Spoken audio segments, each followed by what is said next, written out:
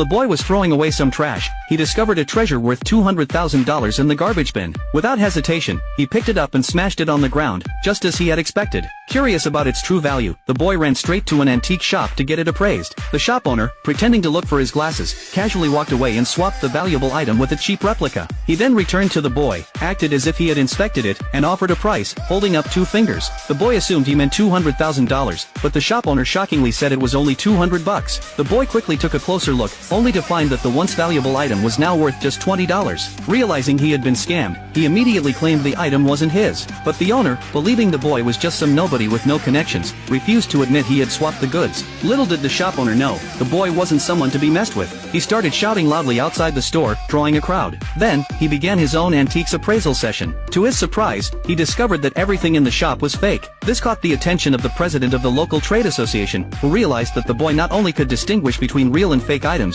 but also knew the exact methods used to forge them. As the boy made a scene in the shop, he had no idea the consequences of his actions were about to spiral out of control. The boy even tried to go into the shop's warehouse to investigate further. This infuriated the owner, who was aware that the real, high-value items were stored there. If anything went wrong, he could lose everything. Fearing the boy's investigation would expose the truth, the owner decided to return the jade pendant to the boy and urged him to leave. But the boy wasn't done yet. He demanded the owner publicly admit that he was selling fake goods. The owner refused to do that, so the boy threatened to go into the warehouse. Just then, a wealthy young man appeared and tried to intimidate the boy, claiming that the shop wasn't his to do with as he pleased. Using his numbers, the young man ordered his men to pin the boy to the ground. Just as things seemed to escalate, a beautiful woman intervened and saved the boy. The wealthy young man, realizing that continuing this confrontation would harm his reputation, backed off and decided not to pursue it further. The boy, now safe, was taken to the president's house. However, the president had his own agenda. He laid out a table full of antiques and asked the boy to appraise them. After just a quick glance, the boy immediately noticed something wrong. The items were replicas, just like the ones he had seen in the antique shop.